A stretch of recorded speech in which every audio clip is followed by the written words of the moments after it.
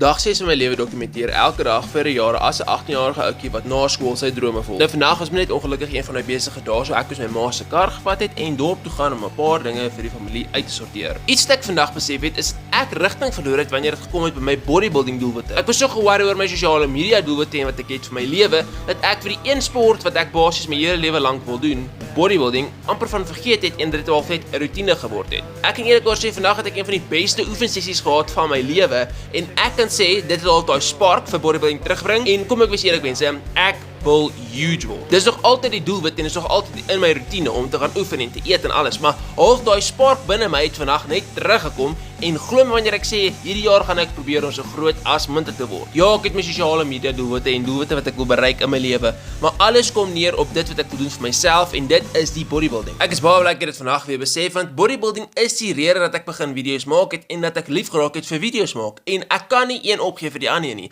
So albei moet hand aan hand gaan. En ja, ek is baie bly ek het dit weer vandag besef en vandag was eerlikwaar 'n baie produktiewe dag en 'n lekker dag.